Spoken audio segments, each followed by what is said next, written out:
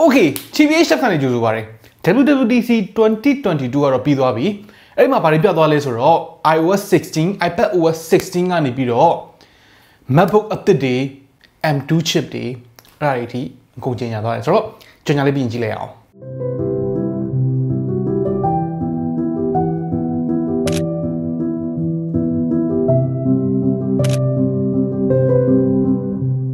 Oppo F21 Pro style သစ်လွယ် selfie ပြီး WWDC ထဲမှာကျင်ညာသွားတဲ့ product တွေထဲမှာစိတ်ဝင်စားစရာမကောင်းဆုံး product က Macbook Pro 13-inch M2 chip နဲ့ပေါ့နော် Macbook Air မှာကျတော့သူက design အသစ်နဲ့ M2 chip အကုန်လုံးအသစ်ဗျာ design ပုံစံအသစ်ဒီ MagSafe နဲ့ဘာညာနဲ့လာတယ်ဒါပေမဲ့ Macbook Pro 13-inch ကကျတော့ M2 ကလွှမ်းရင်ကျန်တဲ့ဟာအကုန်အဟောင်းအရင်က 13-inch touch bar နဲ့ပါတဲ့ Macbook ဗျာ touch bar Macbook ကိုဘယ်သူကပြန်ဆွဲခေါ်လာလိမ့်မယ်လို့ထင်မှာလဲကြည့်ရတာသူတို့ဟိုမတုံးရသေးတဲ့ chassis အပိုတွေအများကြီးရှိနေတယ်တူပါတယ် Macbook Air အသစ်ကကျတော့ design နဲ့တွေကိုတော်တော်လေးလိုချင်စပွဲလေးပြသီလားသူအထူးကလည်း 11.3mm ပဲရှိတယ် fan မပါဘူးထုံးစံတိုင်းပဲ 1080p webcam ဖြစ်သွားပြီ500 nits အထိကိုရလာတယ်ဘောင်နေကျင်းသွားတယ် MagSafe ပါမယ် Thunderbolt နှစ်ပေါက်ပါမယ် 3.5mm headphone jack ပါမယ် speaker ကလည်းလေးလုံးနဲ့ဖြစ်သွားပြီအယောင်ကလည်း၄မျိုးနဲ့ရမယ်ဈေးကကျတော့$1200ကနေစတယ်ဒီ Macbook Air အသစ်ရဲ့ M2 chip ကအရင်ထွက်ပြီးသား Macbook Air မှာပါတဲ့ဒီ M1 chip ထက်ကိုတဆခွဲနီးပါးလောက်ကိုပုံမြန်တယ်ပေါ့နော် M2 chip က CPU မှာ8 core GPU မှာ10 core နဲ့လာတယ်ပြီးတော့ 24GB အထိ Unified Memory ကိုတိုးလို့ရတယ် Media Engine အသစ်တွေ ProRes Video Engine တွေအဲ့ဒါတွေပါတယ် Apple ကတော့အရင်ကထက်ဒီ Video Editing မှာဘာညာပိုကောင်းလာမယ်လို့ပြောတယ်ပေါ့နော်ဒီ MacBook Pro 13-inch ကဒီ webcam တို့ဘာလို့မှာဆိုလို့ရှိရင် 720p ပဲပါတယ်ဘယ်နာ Pro လို့သွားခေါ်အောင်မလဲတော့မသိဘူးပေါ့နော်ဒီ 13-inch ကြီးကတော့ဒိုးတင်နေပါပြီဒါကဒီ chassis ရဲ့နောက်ဆုံးပဲဖြစ်ပါစေလို့ပဲမျှော်လင့်ပါတယ် Okay software ပိုင်းသွားမယ် iOS 16မှာအသစ်ပါလာတာတွေကအဓိကအချင်းပြောရရင် lock screen optimization ပိုင်းဒီ lock screen ကအရင်ကဆိုဘာမှလုပ်လို့မရဘူးဗျာပုံလေးပဲပြောင်းလို့ရတယ်ဒီ iOS 16မှာကျတော့ကိုယ်စိတ်ကြိုက်ပြောင်းလို့ရမယ့် option တွေအများကြီးပါလာတယ်ဥပမာအဖြစ် lock screen မှာနိုင်ယူကြိုက်တဲ့ font နဲ့ထားလို့ရမယ်တို့အရောင်တွေပြောင်းလို့ရမယ်တို့ widget အသေးလေးတွေထားလို့ရမယ်ပြီးတော့ wallpaper နဲ့ပတ်သက်ပြီးတော့လည်း Apple Watch ဆန်ဆန်ဖြစ်လာတယ်ဗျာဒီ portrait mode တွေနဲ့ရိုက်ထားပြီဆိုလို့ရှိရင်အဲ့ဒီက depth data ကိုယူပြီးတော့နိုင်ယူကိုယ့်ရဲ့ခေါင်းနောက်လေးမှာထားပေးလိုက်တာတို့ပါတော့အဲ့အကွက်လေးမိုက်တယ်ပေါ့နော် notification တွေကအရင်ကဆိုလို့ရှိရင် lock screen တစ်ခုလုံးကိုဖုံးတယ်ဖုန်းကိုကောက်ကင်လိုက်လို့ရှိရင် notification တွေနဲ့ပြည့်သွားရင်ဖုန်းကိုမကြည့်ချင်လောက်အောင်ဖြစ်သွားတတ်တယ်အခုကကျတော့သူအောက်နားလေးမှာပဲပြထားတယ်အဲ့ဒါကိုဘာလို့သဘောကျလဲဆိုတော့လက်နဲ့ပိုမှီတဲ့နေရာဗျာသိလားဖုန်းရဲ့အပေါ်သွားနှိပ်ရတာထက်အောက်နားလေးမှာနှိပ်ရတာပိုမိုက်တယ် lock screen and wallpaper collection အသစ်တွေလည်းပါလာတယ်ပြောရရင်ဗျာ Apple Watch စီကနေပြီးတော့နည်းနည်းဖက်ယူပြီးတော့ iPhone အတွက်လုပ်ပေးလိုက်တာပဲအရင်ထူးဆန်းတာတော့မဟုတ်ဘူးဒါပေမဲ့အရင်က iPhone ရဲ့ lock screen ကတော်တော်လေးပြင်းစရာကောင်းနေတာနေပြီးတော့အခုလိုပြောင်းပေးလိုက်တာဒါကျေးဇူးတင်ရမလို့ပဲနော် Apple လုပ်ပေးတိုင်းအဲ့လိုပဲကျေးဇူးတင်ရမယ့်ပုံစံမျိုးလေးတွေပေါ့Focus mode မှာလည်းသူတို့ update နေနဲ့လုပ်ပေးထားတယ် lock screen ပြောင်းတာတို့ message တွေကို filter လုပ်ပေးတာတို့အဲ့ဒါတွေကို focus mode နဲ့ချိန်လို့ရသွားတယ် family sharing အတွက်လည်း iCloud photo မှာ family album ကို edit လုပ်ပေးထားတယ်ဥပမာဓာတ်ပုံတက်ရိုက်ပြီးတာနဲ့ဒီ iCloud album ကိုတန်းပြီး share ပြီးသားဖြစ်နေအောင်လုပ်လို့ရတယ်ဘယ်လိုမျိုးလဲဆိုတော့ဗျာဥပမာအဖြစ်ကိုနဲ့ကိုကောင်မလေးနဲ့ခီးသွားပြီးထားပါတော့ပေါ့နော်အဲ့မှာကိုကသူ့ပုံလေးတွေရိုက်ပေးမယ်ကိုတို့နှစ်ယောက်ပုံတွေရိုက်မယ်ပေါ့အဲ့မှာပြောလိုက်မယ်ကိုပုံလေးတွေပို့ပေးအောင်ဘာညာလို့ပြောလို့ရှိရင်airdrop နဲ့တပုံချင်းစီရွေးပြီးတော့သွားပို့ရတယ်မလားအဲ့လိုမလုပ်ရတော့ဘူးခရီးထွက်ပြီဆိုလို့ရှိရင်ကင်မရာထဲမှာဒီ share လုပ်မဲ့ button လေးကိုတစ်ခါလေးနှိပ်ထားအဲ့ဒါနှိပ်ထားပြီးတော့ရိုက်တဲ့ပုံတိုင်းဒီသူနဲ့ကိုနဲ့ share ပြီးသားဖြစ်နေမှာအဲ့လိုအကွက်မျိုးပြီးတော့ iMessage ထဲမှာလည်းပို့ပြီးသား message တွေကို edit လုပ်တာတို့ပြန်ဖြတ်တာတို့ပြန်ဖော်လို့ရတာတို့အဲ့ဒါမျိုးတွေပါလာမယ်ပြီးတော့ကင်မရာနဲ့လည်းပေါ့နော်ဆိုင်မှာပစ္စည်းကိုဈေးနှုန်းတွေကိုချိန်ပြီးတော့တစ်ခါလေး currency ပြောင်းလို့ရတယ်ဥပမာပေါင်ကနေပြီးတော့ American dollar ပြောင်းတာတို့ပါတော့ပေါ့နော်လောလောဆယ်တော့ငွေကြေးအကုန်လုံးကိုတော့ပြောင်းမင်းနိုင်လိမ့်မယ်လို့မထင်ဘူးနောက်မှအစုံရမယ်လို့ထင်တယ်ထားပါတော့နောက်ထပ်ကျန်းတာတစ်ခုက Apple CarPlay iOS 16မှာတော်တော်မိုက်လာပြီကားနဲ့ပတ်သက်တာမှန်သမျှအကုန်လုံးရဲ့ data ကို iPhone ကယူမယ်ပြီးတော့ပါသမျှ display ပေါ်မှာဒီလိုကြီးပြမှာဒါကသူများတွေဘယ်သူမှလုပ်ဖို့မကြိုးစားသေးတဲ့အကွက်ပေါ့နော် Apple ပဲပြင်ရှင်းပြီးလုပ်ထားတာဒါပေမဲ့ဒီလိုလုပ်ပြီးသုံးအောင်လို့လောလောဆယ်မှာရှိနေတဲ့ကားမရှိသေးဘူးပေါ့နော်ကြိုပြီးတော့ပြောပြထားတာပေါ့2023နှစ်ကုန်ကြလို့ရှိရင်သူတို့ကြီးညာလိုက်မယ်လို့ပြောတယ်အရင်ကဆိုလို့ရှိရင်ကိုကားရဲ့ infotainment screen မှာပါတဲ့ဟာကိုပဲဒီ Apple ရဲ့ user interface နဲ့လုပ်မှာဗျာအခုလုပ်တဲ့ပုံစံက तू က digital cluster ဘဝဟာတွေရောဒီ passenger ဘက်ချမ်းမှာပါတဲ့ display သေးသေးလေးတွေရောရှိသမျှအကုန်လုံးကို Apple ရဲ့ UI ထည့်လိုက်မှာဆိုတော့အများကြီးတော့ပို့ပြီးတော့ seamless ဖြစ်သွားတယ် futuristic ဖြစ်သွားတယ်ပေါ့နော်ဒီ iOS 16မှာအဲ့ဒါကလွဲလို့ရှိရင်ပြောစရာတိတ်အများကြီးမရှိဘူးအပြောင်းလဲရလဲသေးသေးလေးတွေပဲအများကြီးစုနေတာဥပမာအဖြစ်များ iPhone ကို Face ID နဲ့တစ်စောင်းကင်ထားတော့ဖွင့်လို့ရတာတို့Apple Watch မလိုဘဲနဲ့ iPhone နဲ့နေမယ် fitness tracking အရင်ထပ်ပို့လို့ရတာတို့ကိုတောက်နေကြဆေးတွေကိုမှတ်ထားလို့ရတာတို့ keyboard မှာ haptic feedback ဖွင့်လို့ရတာတို့မြန်မာလို emoji ရှာလို့ရတာတို့ photo hidden album lock လုပ်လို့ရတာတို့ Safari နဲ့ပတ်သက်ပြီးတော့ feature update အသစ်လေးတွေတို့အဲ့လိုမျိုးလေးတွေပါမယ် iOS ပေါ်မှာပါတဲ့ feature အသစ်တွေကအများစုက iPadOS မှာလည်းပါတယ် macOS အသစ်ကိုကျတော့သူက Ventura လို့ခေါ်တယ်သူ feature အသစ်တွေလည်းပါတယ်လို့အရင်တုန်းကထပ်ပိုကောင်းလာအောင်လုပ်ထားတဲ့အပိုင်းတွေလည်းရှိတယ်ဥပမာအဖြစ် Spotlight Search ကိုအရင်ကထပ်ပို့ပြီးတော့အသုံးဝင်အောင်လုပ်လာတယ်ဓာတ်ပုံတွေကိုနေရာအစုံကနေပြီးတော့ရှာပေးနိုင်တယ်ဓာတ်ပုံတွေကစာတွေပါရှာပေးနိုင်တယ် Spotlight ကနေပြီးတော့ Mac ကိုတိုင်မှာပေးလို့ရတယ် Safari မှာဆိုလို့ရှိရင် Share Tab Group ဘာညာရသွားပြီအဲ့ဒါတွေကို iPadOS မှာလည်းထည့်ပေးထားတယ် macOS မှာ Stage Manager ဆိုပြီးတော့အသစ်ပါလာတယ်သူ Stage Manager က update အများကြီးဖွင့်ထားလို့ Windows တွေရှုပ်ပြီးတော့ထပ်နေတဲ့ဟာကိုရှင်းပေးတဲ့ဟာလို့ပြောရမယ် Desktop Multitasking သုံးရတာပို့ပြီးတော့အဆင်ပြေတော့အောင်လုပ်ပေးထားတယ်ပေါ့နော်ကျွန်တော်တို့အနေနဲ့မြင်တာတော့ Desktop မှာအရင်အသုံးမဝင်ဘူးဘယ်လိုပြောရမလဲ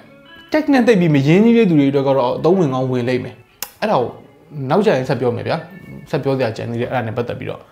app တွေကိုဖွင့်ထားပြီးတော့ Stage Manager နဲ့ group လုပ်ထားလို့ရတယ်ဆိုတော့တခါတည်း app နှစ်ခုကိုတစ်ပြိုင်တည်းသုံးလိုက်နောက်ထပ် app group တစ်ခုကိုပြောင်းလိုက်အဲ့လိုလုပ်လို့ရတယ်ဗျာအဲ့ဒီ Stage Manager ဆိုတဲ့ကောင်ကိုသူ iPadOS မှာလည်းထည့်ပေးထားတယ်နောက်ကျရင်ဆက်ပြောမယ် iPadOS မှာတော့ဒီ Stage Manager လုပ်ဖြစ်လိမ့်မယ်ပြီးတော့ macOS Ventura မှာ iPhone ကို webcam အဖြစ်သုံးလို့ရမယ့် feature လည်းပါလာပြီငနေသားလေးကအခုဒီမှာထည့်ပေးတာမှာနော်အရင်ကလေးကထည့်ပေးလိုက်မယ်ဆိုလို့ရှိရင်ပြောစရာမရှိတော့မှဆိုလို့တူတယ် iPhone ရဲ့ camera နဲ့သုံးလို့ရတော့သူက center stage တို့ studio light တို့ portrait mode တို့ဘာညာ smart color ပေါ့နော်အဲ့ဒါတွေအကုန်သုံးလို့ရပါတယ်တော်တော်လေးမိုက်တယ်ကို iPhone မှာပါတဲ့ camera တွေကလည်းကျွတ်စီကြီးတွေကိုဆိုတော့ webcam ကျွတ်စီကြီးဖြစ်သွားတာပေါ့ဗျာဒီထဲမှာ desk view ဆိုတာလေးကတော်တော်မိုက်တယ်သူက iPhone ရဲ့ ultra wide ကိုသုံးပြီးတော့ကိုယ့်ရဲ့စပွဲပေါ်က view ပေါ့နော် top down view ရဲ့ကိုယ့်ရဲ့မျက်နှာရဲ့နှစ်ခုစလုံးကို video call မှာပြပေးနိုင်တယ်ဘယ်လိုလုပ်လို့လဲဆိုတော့ ultra wide ကနေထွက်လာတဲ့အပိုင်းကိုဖြတ်ပြောင်းပြန်လှန်ပြီးတော့ overhead camera လုပ်ကြအောင် AI နဲ့ပြန်ပြီးတော့ crop လုပ်ထားတာကျွတ်စီ even မှာဘယ်လိုလုပ်ပြလိုက်လဲတော့မသိဘူးပြီးတော့မှတေချာပြန်ကြည့်တော့မှတော့ပေါက်သွားတာ macOS မှာသူက gaming ကလည်းသူများနဲ့မှီအောင်လို့ live လုပ်နေတယ်လို့ခံစားရတယ်ပေါ့နော်တကယ်တော့ M2 တို့ M1 Ultra တို့အားကိုးနဲ့လုပ်နေတာဗျာ Metal FX upscaling လို့မျိုးပေါ့နော် real time in game deep learning နဲ့လုပ်ထားတဲ့ upscaling တွေပေါ့နော်အဲ့ဒါတွေပါလာတယ် Apple ရဲ့ Metal 3 က game မှာ loading time တွေပိုမြန်အောင်လုပ်ပေးမယ်ပြီးတော့ Resident Evil Village ကို Mac ပေါ်ရောက်လာပါပြီဆိုပြီးအတင်းဆော့ပြသွားတယ်ဗျာ game အဟောင်းကြီးကိုဒါပေမဲ့လည်း M2 Macbook Air မှာ 1080p နဲ့ fan မှာပါပဲနဲ့ဆော့ပြသွားတာအဲ့ဒီဘိုင်းကတော့လည်းကျွတ်တယ်ပေါ့နော် macOS ကတဖြည်းဖြည်းနဲ့တော့ gaming ဘက်ကိုပြန်ပြီးတော့များလှည့်လာမလားနောက်ပိုင်းမှာ mainstream တိုက်တဲ့တချို့တော့ Mac ပေါ်ကိုရောက်လာမလားတော့တွေးချင်တွေးလို့ရတယ်သူတို့မှာ resource တွေရော power တွေရောရှိနေပြီဗျာဆိုတော့ဒီဘယ်လိုပြောရမလဲဒီ AAA game တွေကို casual gaming အနေနဲ့ဆော့မယ်ဆိုလို့ရှိရင်အဆင်ပြေတယ် 4K တို့ 120fps ဆိုမမျှော်လင့်နဲ့ 1080p 60လောက်ဆိုလို့ရှိရင်သူတို့ရဲ့ MacBook တွေနဲ့ဆော့လို့ရပြီအဲ့လိုမျိုးတွေဖြစ်လာမယ်တကယ်လို့ဒါ macOS အတွက်ထုတ်ပေးမယ်ဆိုရင်ပေါ့ကျန်တာကတော့ဒီ macOS အသစ်မှာဟိုဟိုဒီဒီ update အသစ်လေးတွေ UI tweak လေးတွေပါတယ် system set တွေ redesign လုပ်ပေးထားတယ် clock app တွေဒီ weather app တွေအဲ့ဒါတွေက Mac ပေါ်ကိုရောက်လာတယ်ပြီးတော့ mail app နဲ့တခြားသော system app တော်တော်များများကိုလည်း feature update တွေလုပ်ပေးထားတယ်ဆိုတော့ macOS ကတော့ဒီလောက်ပဲတကယ်ကျမ်းတာ iPadOS 16 ကဒီနှစ်မှာတော်တော်လေး upgrade လုပ်ခံရတဲ့အပိုင်းပြတော့ productivity ဘိုင်းမှာရော collaboration feature တွေရောအများကြီးပါတယ်ပေါ့နော်ဒီ kit ဒီအခါအတွက်အသုံးဝင်တဲ့ feature တွေပေါ့တော့ Macbook Touch လို့တောင်ခေါ်လို့ရတဲ့နေပါလောက်ကို laptop တစ်လုံးနဲ့တူလာတယ်ဒါပေမဲ့လည်းဗျာ replacement တော့မဟုတ်ဘူး iPad ရော Macbook ရောနှစ်ခုစလုံးခင်ဗျာလိုချင်နေဦးမှာပဲအသေးစိတ်ပြောပြရမယ်ဆိုရင်သူက message app ထဲမှာ collaborate လုပ်ဖို့အတွက် invitation ပို့လိုက်တာနဲ့အဲ့ထဲမှာပါတဲ့သူတွေအကုန်လုံးက document တွေ spreadsheet တွေနဲ့ဒီ project ထဲမှာပါ add လုပ်ပြီးသားဖြစ်သွားမယ် share လုပ်ထားတဲ့ file ကိုတယောက်ကအပြောင်းလဲလုပ်လိုက်တာနဲ့အဲ့ဒီ update တွေကို message တွေအပေါ်ဘက်မှာမြင်နေရမယ် collaborate project ထဲကိုရောက်နေပြီဆိုလို့ရှိရင်အလုပ်လုပ်နေပြီဆိုလို့ရှိရင်ဒီသက်ဆိုင်ရာဒီ project ရဲ့ conversation စီကိုအလွယ်တကူခုံကူးတာပဲဖြစ်ဖြစ် FaceTime ခေါ်တာဖြစ်ဖြစ်လုပ်လို့ရမယ်နောက်ထပ် app အသစ်တစ်ခုမိတ်ဆက်သွားတဲ့ဒီ freeform app က collaborate feature တွေထဲမှာပြောမယ်ဆိုလို့ရှိရင်တော်တော်အရေးကြီးတဲ့ထဲမှာပါတယ်ပေါ့ user တွေက FaceTime ပြောနေရင် freeform ထဲမှာ note မှတ်တာတွေ idea brainstorm လုပ်တာတွေအဲ့ဒါတွေကို page size တွေ layout တွေပူစရာမလိုဘဲနဲ့လုပ်လို့ရမယ်လုံးဝ free style ပဲပြင်မှာ canvas အကြီး infinity canvas ကြီးပေါ့ဗျာအဲ့ဒီထဲမှာ team member တွေအကုန်လုံးကအတူတူ notes တွေမှတ် content တွေထည့် edit လုပ်အဲ့လိုမျိုးနဲ့ collaborate လုပ်ရတာပိုမိုက်သွားမယ်ပေါ့နော်အဲ့ဒီ free form app ထဲမှာ audio video document အဲ့ဒီ file format တွေကိုပါ support လုပ်တယ်ဆိုတော့အဲ့ဒါကတော့နောက်နှစ်မှရမယ်ထင်တယ် iPad OS 16ထွက်တာနဲ့တက်မရဘူး Safari မှာလည်းသူက collaboration feature အသစ်တစ်ခုပါလာတယ် Safari tab group ဆိုတဲ့ဟာကိုသုံးပြီးတော့အလုပ်တူတူလုပ်တဲ့အချိန်မှာ tabs တွေကိုအကုန်ကြည့်လို့ရတာတို့ bookmark တွေလုပ်လို့ရတာတို့ Safari ကနေပြီးတော့ direct conversation စလို့ရတာတို့အဲ့လိုမျိုးလေးတွေပါလာမယ်ဘယ် tab တွေကို share မလဲဆိုတာတော့မိတ်ဆွေတော်တော်သတိထားရမယ်တကယ်စဉ်းစားကြည့်ရင်လေအရင်ကဒီ covid ကျန်းခဲ့တဲ့အချိန်ပေါ့နော် work from home လုပ်ခဲ့တဲ့အချိန်တွေမှာထွက်ရင်ပို့ပြီးတော့ hit ဖြစ်မှာဒါကြီးอ่ะဒါပေမဲ့လေ iPad တယောက်တစ်လုံးကင်ပြီးတော့ idea တွေချရေးကို idea တွေကို cross လုပ်နေနေ FaceTime ကနေ offset လုပ်ချင်စရာတော့လုပ်ချင်စရာပဲ iPad တွေကတော့ဆက်ပြီးတော့ရောင်းသွက်နေအောင်မှာပါပဲပြီးတော့ passkey ဆိုတဲ့ password တွေကိုတင်ပေးတဲ့ feature လည်းပါလာတယ်လွယ်တကူပြောရရင်တော့ passkey တွေက device ပေါ်မှာပဲတင်ပေးတာ web server ပေါ်မှာလုံးဝတင်တာမဟုတ်ဘူးဆိုတော့ hacker တွေယူဖို့အတွက်မဖြစ်နိုင်တော့ဘူး user တွေကကြတော့ website ဒါမှမဟုတ် app ထဲဝင်ရင် QR နဲ့ဖတ်တာပဲဖြစ်ဖြစ် Face ID နဲ့ဖြစ်ဖြစ် Touch ID နဲ့ဖြစ်ဖြစ်ဝင်လို့ရတယ်ပြီးတော့ M1 chip ပါတဲ့ iPad တွေမှာ display zoom ဆိုတာပါတယ်အဲ့ဒါကကျတော့ pixel density ကိုပိုတိုးပေးလိုက်ပြီးတော့ content ကိုပိုမြင်အောင်လုပ်ပေးတဲ့ feature split screen သုံးတဲ့အခါကျလို့ရှိရင်ဟိုကွယ်ဒီကွယ်ဖြစ်နေတာမျိုးကနေပြီးတော့ရော့သွားအောင်လုပ်ထည့်ပေးထားတာလို့ပြောတယ်အခုပြောသွားတာတွေက collaboration နဲ့ productivity features အသစ်တွေဆိုတော့ magnet တူလာတယ်ဆိုတဲ့အပိုင်းတွေကိုဆက်သွားမယ်ခင်ဗျားမှာ 12.9 inch Macbook Pro ရှိတယ်ဆိုလို့ရှိရင်ဒီ M1 နဲ့လောက်ထားတဲ့ဟာလေအဲ့ကောင်ကကျ liquid retina display ပါတယ်ဗျာပြီးတော့ဒီ HDR display ရဲ့အဲ့ဒါတွေကိုအကုန်လုံး match ဖြစ်အောင်လုပ်ပေးမဲ့ reference mode လို့ခေါ်တဲ့ feature လေးပါလာတယ်ဘယ်လိုပြောရမလဲ display ပေါ်မှာရှိနေတဲ့ flavor တွေကိုဖျောက်ပစ်လိုက်မဲ့ပုံစံမျိုးလို့ထင်တယ်ပေါ့နော်အတေချာတော့မပြောပြသွားဘူးကျွန်တော်ထင်တော့ true tone တွေပါတွေဖျောက်လိုက်မဲ့အဲ့လိုမျိုးတော့ထင်တယ်တေချာတော့မပြောသွားဘူးအဲ့ဒါလည်းမကဘူးသူက full external display support လည်းပါလာပြီဆိုလိုတာ M1 chip ပါတဲ့ iPad Pro နဲ့ iPad Air တွေမှာ 6K resolution ထိရတဲ့ external monitor တွေနဲ့ချိတ်ပြီးတော့ iPad ပေါ်မှာ app ၄ခု external display ပေါ်မှာ app ၄ခုအထိဖွင့်ထားလို့ရတယ်အဲ့ဒီဖွင့်ထားတဲ့ဟာလေအရင်ကလိုမျိုး split view အနေနဲ့မဟုတ်တော့ဘဲနဲ့ overlapping windows ပေါ့နော်ကျွန်တော်တို့ခေါ်ပေါ်နေနဲ့ floating windows လို့ခေါ်မှာပေါ့အဲ့လိုပုံစံမျိုးအနေနဲ့ multitask ကိုကောင်းကောင်းလုပ်လို့ရပါပြီအရင်ကလိုမျိုး display တက်ထားလို့ရှိရင် mirror အနေနဲ့ပဲလုပ်လို့ရတာမဟုတ်ဘူး extend မှာလုပ်လို့ရသွားတာပေါ့ဗျာဆိုတော့အဲ့လိုမျိုး multitasking တွေအများကြီးလုပ်မယ်ဆိုလို့ရှိရင် RAM မလောက်မှာဆိုလို့တဲ့ Apple က storage ကို RAM အနေနဲ့ယူသုံးတဲ့ swap feature ကိုပါသုံးပေးလာပြီဆိုတော့ swap နဲ့ဆိုလို့ရှိရင် iPad ရဲ့ storage ကနေပြီးတော့ 16GB အထိ RAM အနေနဲ့ယူသုံးလို့ရမယ်ဆိုတော့အရင်တုန်းကလိုမျိုးပေါ့နော် iPad က RAM အကုန်လုံးကိုအပြည့်အဝအသုံးမချနိုင်ဘူး M1 ကိုအပြည့်အဝအသုံးမချနိုင်ဘူးအဲ့ဒါတွေကအဲ့ဒီအားနည်းချက်တွေပျောက်သွားပြီပေါ့ပြီးတော့ iPad ကို screen off နေတော့ download ဆက်ဆွဲပေးနိုင်မဲ့ API ပေါ့နော် background download API ကို app တွေမှာတခါတည်းထည့်လို့ရလာပြီဆိုတော့ iPad တွေကအရင်ဟိုရောင်ဒီရောင်ဘဝကနေပြီးတော့တကယ်ပဲ collaboration တွေ laptop level multitasking တွေ swap တွေ floating windows တွေအကုန်လုံးရတဲ့ feature တစ်ခုဖြစ်လာတယ်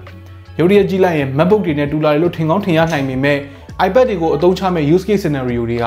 ဒီ touch မရတဲ့ Macbook တွေနဲ့ကြတော့မတူပြန်ဘူး Macbook replacement တော့ဖြစ်မှာမဟုတ်ဘဲနဲ့အရင်တုန်းက iPad နဲ့လုပ်လို့ရတဲ့အလုပ်တွေကိုပဲအများကြီးပို့ပြီးတော့မြန်ဆန် professional တွေဘက်ကိုဦးတည်တဲ့ device တစ်ခုဖြစ်လာတယ်လို့ပြောရမယ်ဒီ watchOS မှာကြတော့ fitness ဘိုင်းကိုပဲအဓိကထားပြီးတော့ update လုပ်ပြီးသွားတာအထူးသဖြင့် exercise လုပ်တာနဲ့ sleep tracking ဘိုင်းမှာပို့ပြီးတော့ update ဖြစ်သွားတယ်နိုင်ဖြစ်နေတဲ့အတွက် watch face အသစ်လေးတွေကိုလည်းနည်းနည်းတော့ထည့်ပေးထားတယ် channel တွေကတော့ထုံးစံတိုင်းပဲ app feature update တွေကြီးပဲ okay ဆိုတော့ conclusion ပေါ့နော်အဆုံးသတ်အနေနဲ့ပြောချင်တာ iPad OS iOS macOS watchOS အဲ့ဒါအကုန်လုံးက beta version ပဲရှိသေးတယ် public beta တော့မဟုတ်သေးဘူး developer beta ပဲရှိသေးတယ်အစောဆုံး beta တွေဖြစ်တဲ့အတွက်ကိုလက်ရှိသုံးနေတဲ့ device တွေမှာတင်ဖို့အားမပေးဘူးနောက်ထပ်သိထားဖို့က iOS 16 က iPhone 8 နဲ့နောက်မှာထွက်ထားတဲ့iPhone model တွေမှာပဲသုံးလို့ရတော့မယ် iPad OS 16 ကကြတော့ iPad Pro model တွေအကုန်ရမယ် iPad 5th gen နဲ့နောက်ပိုင်းရမယ် iPad Air နဲ့နောက်ပိုင်း iPad mini 5 နဲ့နောက်ပိုင်း model တွေမှာရမယ် Mac OS ကကြတော့2019နောက်ပိုင်းထွက်ထားတဲ့ iMac နဲ့ 12-inch MacBook Pro 13, 15, 14, 16 Oh my god 73 44 55 16အကုန်ပြေးသွားပြီကျန်အဲ့ဒါတွေမှာရမယ်ပေါ့နော် watchOS ကလည်းဒီလိုပဲ Apple Watch Series 4 နဲ့နောက်ထွက်တဲ့ဟာတွေမှာ update လုပ်လို့ရမယ်ဆိုတော့ feature တွေအကုန်လုံးက iPhone အားလုံးမှာရနိုင်မှာမဟုတ်ဘူး iPad မှာလည်းအဲ့လိုပဲအားလုံးမှာမရနိုင်ဘူးနောက်ဆုံးထွက်ထားတဲ့ model တွေနဲ့ Pro version iPhone iPad တွေလောက်ပဲဒီ feature တွေအစုံရလိမ့်မယ်ပေါ့နော်အခုပြောတော့တဲ့ software update တွေအကုန်လုံးရဲ့ stable version ကလာမယ့် September လကုန်လောက်ပြီးတော့မှအတီထွက်လာမယ်ဆိုတော့သူများတွေစမ်းနေတာမြင်ရင်ရပြီလို့ထင်ပါဆိုလို့ပြောပြထားတာရတာတော့ရပြီဒါပေမဲ့မသုံးသင့်သေးဘူးစမ်းကြည့်ဖို့အတွက်ပဲ device အပေါ်အနေနဲ့ပဲရှိတဲ့နေပေါ့နော် Okay ဆိုတော့ဘယ်လိုလဲခင်ဗျားတို့ရဲ့မျှော်လင့်ချက်တွေနဲ့နီးစပ်လားဘာတွေမပါလာသေးဘူးလဲခင်ဗျားတို့မထင်တဲ့အရမ်းမိုက်တဲ့ feature လေးတွေဘာလေးတွေပါလာလဲအောက်က comment တွေမှာဝင်ရောက်ဆွေးနွေးညှိနှိုင်းသွားလို့ရပါတယ် Okay နောက်နေ့မှတွေ့တာပေါ့